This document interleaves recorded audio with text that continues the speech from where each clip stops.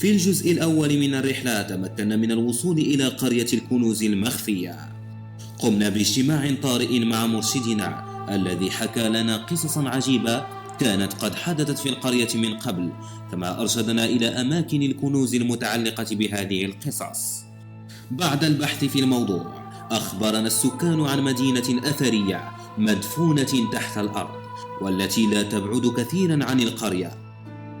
لذلك قرر فريقنا التوجه نحو الموقع من أجل الاستكشاف كالعادة، حاملين معنا العديد من الأسئلة والنظريات. فهل ما يحدث في القرية من أمور عجيبة لها علاقة مع هذه المدينة الأثرية؟ وما قصتها وتاريخها؟ وكيف انتهى بها الأمر تحت الأرض؟ وماذا عن الكنوز المدفونة تحت الأرض؟ وهل لها علاقة مع وجهتنا؟ كل هذه الأسئلة سوف نحاول فك لغزها في هذه الحلقة، فابقوا معنا لنفك هذا اللغز. نحو أعماق العالم السفلي.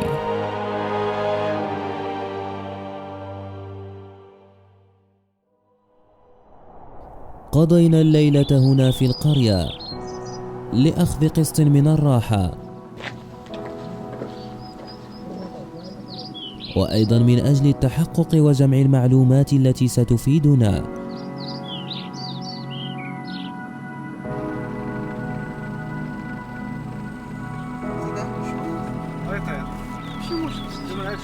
وفي صباح اليوم التالي قررنا أخذ الرحال وترك القرية رجوعا لمدينة مراكش، فهناك سنجد وسيلة للنقل في اتجاه وجهتنا. في الإطار البحث ديالنا على واحد المدينة مفقودة اللي تتواجد وحدها العديد من الكنوز والأساطير، على حسب المعلومات اللي خدينا أنها تتواجد في غمات. نشوفوا إما ميني بيس إما طوبيس النمرة 251 هما اللي تيديو غمات. نشوفوا هاد المدينة اللي فاض عليها الواد ويلا اكتشفوا واحد المناطق فيها، يقلبوا على هاد الآثار، قال كاين شي آثار تما، وقال كيلقاو العديد من الكنوز في تلك المنطقة. نعرفوا القصص اللي طرات تما أو معنا.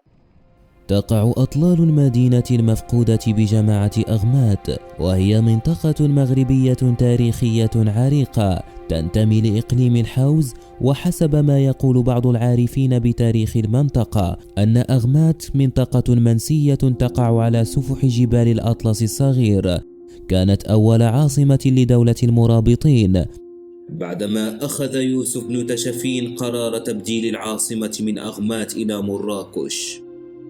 قلبوا على هذه المدينة، شوفوا هذه المدينة المفقودة. ها نحن قد عثرنا على الموقع الأثري لأغمات، والذي يتواجد في وسط المدينة.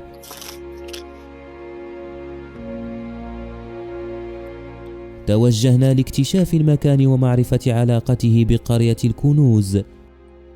كيف تشوفوا هاد البلاصة هذه اللي بقى ما محفوراش، لقينا فيها واحد بلاصة بحال ثقوب متقوبة هنايا، وفي اتجاه داك الحمام، وهاد الصخور هادي اللي مجبودين من الآثار ديال داك الحمام محطوطين داك الصخور، ومازال تيحفروا هنا في هاد البلاصة هادي. كيف تشوفوا تيحفروا، وكاين واحد بحال شارج من تما فاش تجي تطل منه تيبان لك يعني تحت الأرض داكشي شي بيت تحت الأرض.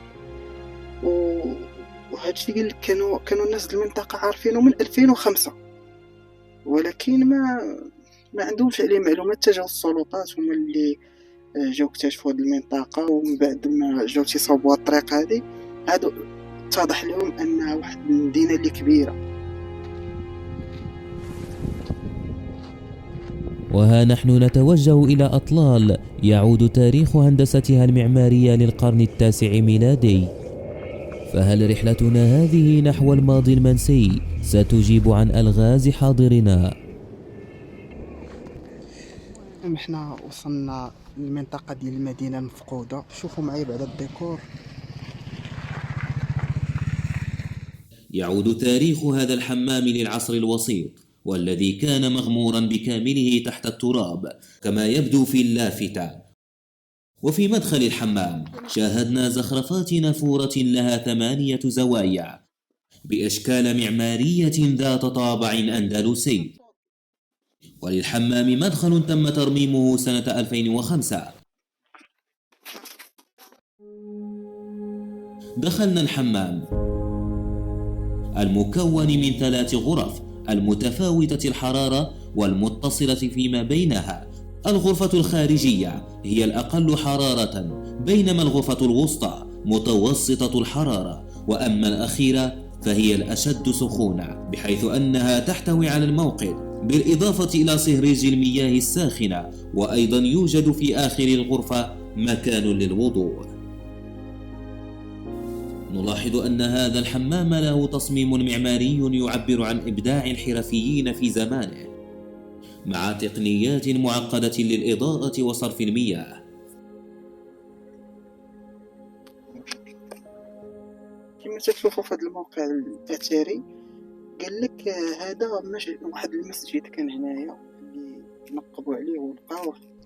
وهنا كما تشوفوا معنا هذا الشكل الدائري اللي فيه حفرة الداخل ديالو، هذه كانت عبارة على النافورة ديال الوضوء. ما هي في الاول ما كانش بهذا الشكل هذا، كانت عبارة على واحد القبة كما مرسوم في اللافتة اللي غنوريوها لكم دابا. هي اللافتة هي هذه حدا هاد النافورة، كانت على شكل قبة بيضاء تسمى دار للوضوء، وفيها واحد نظام الصرف ديال المياه. كانت واحد النافورة اللي جميلة في وقتها، وتهدمات تبقى غير هاد الشكل الدائري ديالها في الأرض، وهي مربعة الشكل. راهم الأعمدة تيبانو في الجوانب ديالها في الدخلة ديال المسجد. وهذا هو نظام الصرف ديال المياه. كما تشوفوا هو نظام معقد. هنايا كان تتمر المياه الصرف ديال الوضوء، يعني كانت واحد الحضارة كبيرة هنايا. قنوات ديال الصرف، هو نظام الصرف ديال المياه كما تشوف.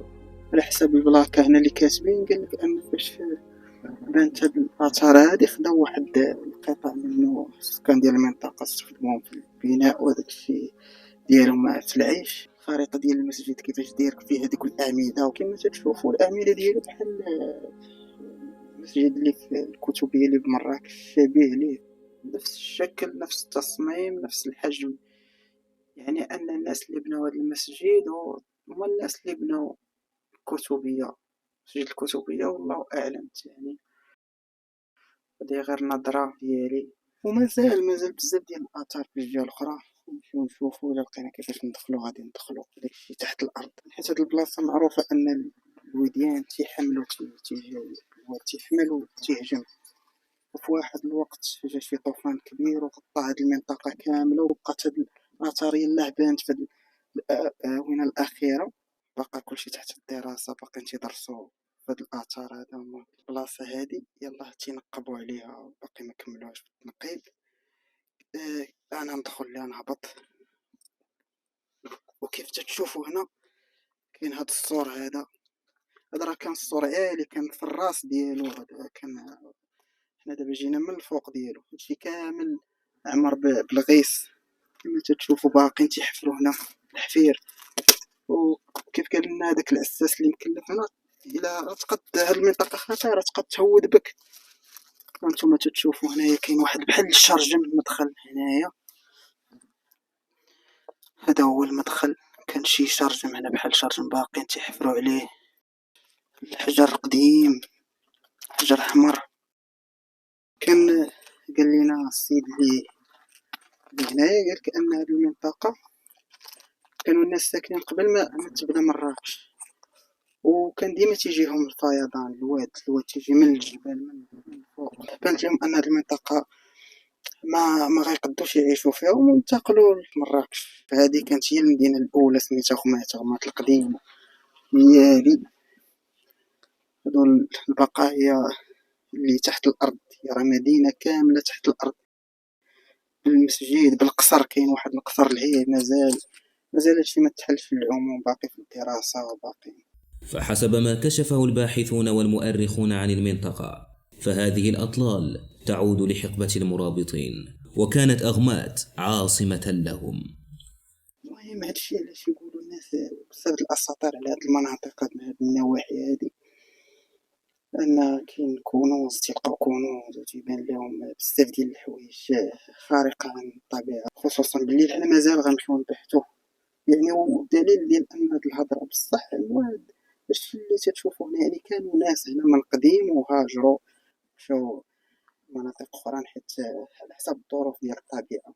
اقتفينا آثار الحمام المعقد التصميم والمسجد الكبير، وحسب ملاحظتنا الخاصة استنتجنا أن هناك تشابه كبير في تصميمه مع مسجد الكتبية في مراكش. ويبقى السؤال مطروحا: ما قصة تشابه هذه الآثار؟ مدينة أغمات عريقة وتاريخية، فقد وصل بحثنا عن الكنوز في هذه المدينة الأثرية التي كانت في عهد المرابطين عاصمة ومركزا تجاريا يربط العديد من المناطق، وكانت قوافل تجارية عديدة تمر بالمنطقة، فهذا قد يفسر تواجد كنوز دفينة على طول هذه الأراضي. لذلك لا تزال الأبحاث قائمة من قبل المختصين الذين لم يفكوا بعد كل ألغاز المنطقة. قمنا باستفسار مع بعض المارة وسكان المنطقة حتى عثرنا على من يجيبنا عن بعض تساؤلاتنا.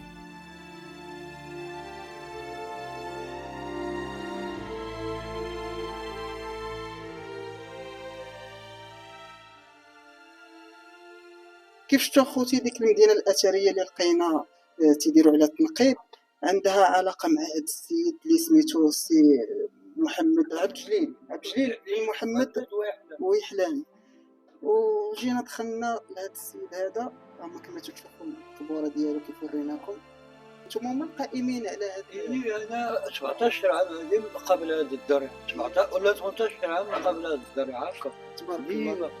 وقبله راه عالم، ماشي زعما عالم، وكان راه عالم ديال هنا هو اللي تيساعد الناس، هو اللي يمشي لنا الطلبه ديال القران كان تيقرا القران، كان تيقري القران هاد السيد هذا. العلماء تيقري العلماء كبار هنا في هذا الجامع. اييه ولا ترى لي هكا جا شي حاجه وقتلته هنا، وهو ولده ها ولده كاين هو والعائله ديالو، ها هو مرته، ها ولده، هكاك ثلاثه القبور هنا. يعني كان عنده واحد الدور كبير كبير، كان هنا بحال الباشا، كان كاع هو اللي مشير هاد البلاد. وشنو العلاقه ديالو مع ديك المدينه الاثريه اللي تحت الارض؟ تما كاين المسجد ديالو، كاين هذاك المسجد ديالو تحت الارض. قبل ما يدوز سميتو الواد اللي كان داز على غمات كلها. كان في واحد الوقت في واحد الوقت فاش داز الواد داك هو اللي دار غرق هذيك المدينه كامله. هو اللي غطى المدينه على حساب الواد. عاوتاني بناو بقى داكشي تحت الارض، دابا تيجبدوه المآثير التاريخيه القدام من 2005 وهذا الشيء. من 2005. غمات بزاف فيها الضواريح بزاف. كاينين الضواريح، كاين المعتمد بن عباد، هذاك عالم ما متخشب. هذا معجون، وهذاك بن عباد معجون. هذاك الاندلس هذا دكالي، هذاك من 7 رجال ديال مراكش. كاين راه هو في وسط المقبره ديال غمات. سميتو هذاك سيدي بن عمر. هو حتى هو بحال هكا، بحال هذوك اللي بحال كاع. كاين سيدي بن عمر، كاين سيدي بو عبد الله، كاين سيدي بن سعدون، كل شيء ها هما هذا الروضه. كاين هذا ديال هذا الزاويه حتى هو سيدي بن يعقوب، حتى هو عالي. كتكون فيها هذاك، كتكون فيها الطبوريده، هي تيجي فيها الموسم. كيكون فيها الطبوريده. باقي يلاه دابا تيجبدوا المعلومات تما. وما داك القصر مازال ما وصلوا. باقي داك الشيء في الدراسه. باقي الدراسه. الله خويا نشكروكم. لا زال تاريخ أغمات محفوظا رغم الظروف الطبيعية والتي تسببت في دفن معالم المنطقة التاريخية، والسبب يعود لأضرحة أشخاص تركوا بصمتهم في التاريخ، ونجد منهم قبر المعتمد بن عباد أحد ملوك الطوائف. وفي عام 484 للهجرة والموافق ل 1091 ميلادية شن يوسف بن تاشفين حربا على المعتمد وكل ملوك الطوائف نظرا للتحالفات السرية بينهم وبين ملوك الإفرنجة، وأيضا تبذير أموال المسلمين في الترف، فحاصر إشبيلية وتمكن من الاستيلاء عليها وأسر المعتمد والذي نفاه إلى مدينة أغمات. إذن هذا محط النفي مكناسة. لا تمعن في التفاؤل، سمعتهم يذكرون أغمات جنوب البلاد التي عاش فيها كأسير مع عائلتيه وتوفي فيها بعد 4 سنوات من أسره. وتبقى قصته من أروع القصص الرومانسية الدرامية التي يجهلها الكثير منا، ولا ننسى جملته المشهورة عندما أنكرت زوجته كل التضحيات التي قدمها لإسعادها، وبالخصوص يوم أن لبى طلبها بأن مزج الطين مع أفج العطور لكي تلعب فيه وسط القصر حتى يوم الطين. أنا الذي لا تمن علي، فوالله ما رأيت منك يوما حسنا ولا يوم الطين.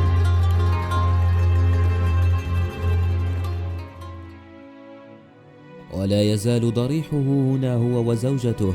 لقد كان المعتمد شاعرا أكثر من أن كان محاربا، وقد أوصى بأن تعلق قصيدته فوق قبره لتبقى ذكرى راسخة لمعاناة عاشها بعد تقلب وضعه من ملك إلى أسير.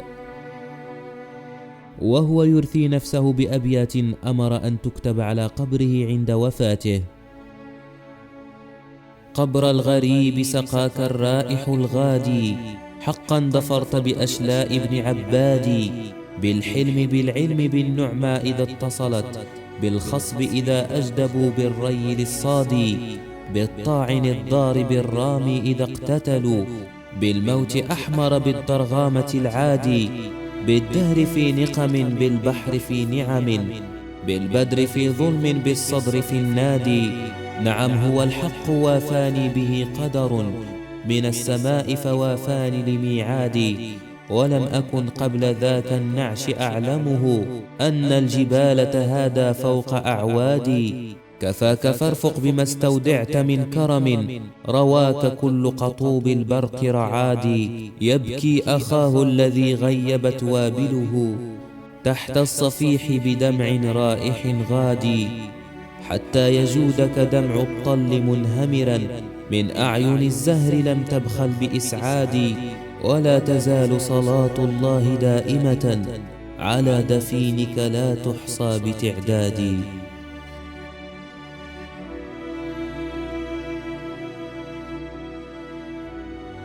متتبعي مستكشف الأعماق، شكرا على المشاهدة، وإلى لقياكم في رحلة قادمة.